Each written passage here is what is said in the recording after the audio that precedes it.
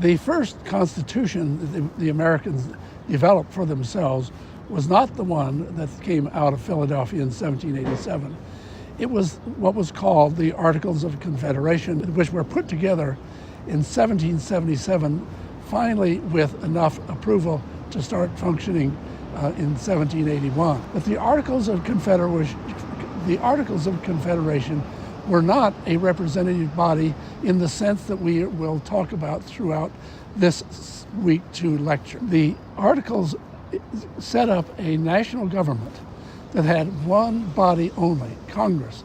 There were no courts, there was no Supreme Court, there was no president, there was no cabinet, there was only a Congress. And in that Congress, the only bodies that actually had representatives were the states, the 13 colonies at that time. Of course, the people of those colonies did have the right to vote if they were white, male, 21 years old, and had property, nobody else. But they only had the right to vote for delegates to the Congress under the Articles of Confederation. However, it did begin when the first constitution for a national government on the model that now exists was established by the convention in Philadelphia. Now recall that Article 1 of that constitution set up 2 bodies in Congress. One is the House of Representatives, which is the one nearest to us in the Capitol behind us. And that is truly representative. The people of this country are represented according to the population of each state.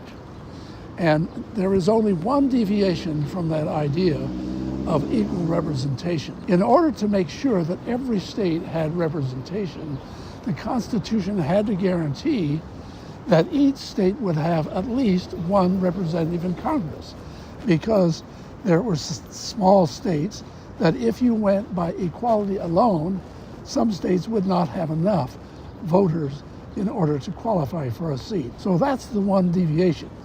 The other body, the Senate, is made up of members who are, at that time, were selected by the state legislature. And the idea that the founders in Philadelphia had was that this would be a more deliberative body. This would be a body that was not so dependent upon popularity with the people, that it could exercise a really kind of sober second judgment. There were those who talked about the Senate as if it were a dish into which the hot liquid that came over from the House of Representatives could cool before it became the law of the land. So the Senate is not truly a representative body.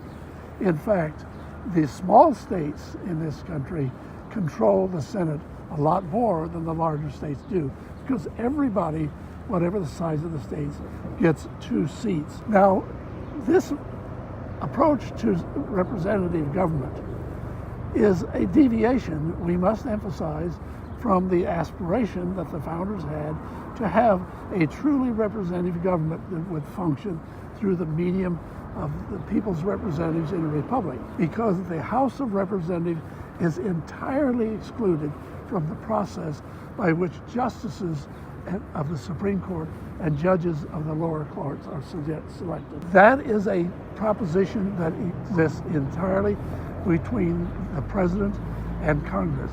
So 2 political bodies, that is, bodies that are politically accountable to the people for holding office, the president in the White House and the Senate in the other side of the Capitol, are politically accountable bodies, but not in the sense that they are truly representative.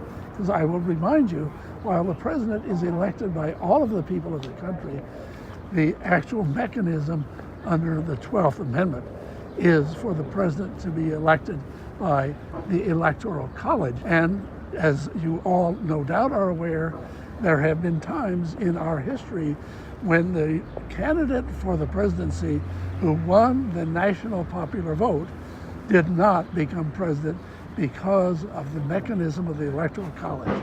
No one doubts, at least no one who is serious about the constitutional arrangement, doubts that a president chosen by the Electoral College does have a legitimate claim on the presidency. The Electoral College is, again, not representative at all.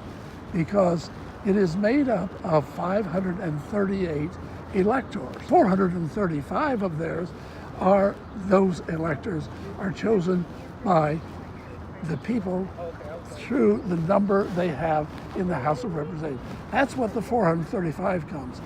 Additional 100 electors in the college comes from the Senate, and the 3 come from the 3 electors that the people of the District of Columbia can elect. So you can see with the representation of the 100 electors that reflect the 100 senators, and the 3 from the District of Columbia are not representative in the sense that they are sent there by the vote of equal population constituencies. Through that process, the political branches, that is, the elected branches, the presidency and the Senate, do have direct political influence over the composition of the Supreme Court of the United States. And because those 2 branches of the government have that influence, the Supreme Court must in some ways respond to that political influence.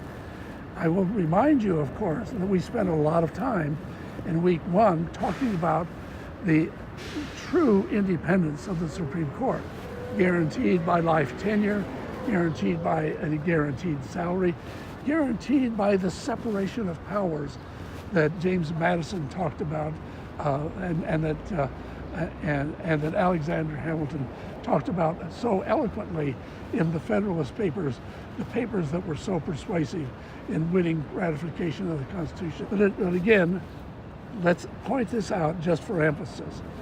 The judicial nomination and confirmation process is a legitimate way by which the political branches of government, 2 of the political branches, have influence over the Supreme Court of the United States. Direct influence, because they can pick people that they would like to have, and they both do pick or approve people that they believe will serve in a way that would satisfy the president's constituency or the constituency of the Senate.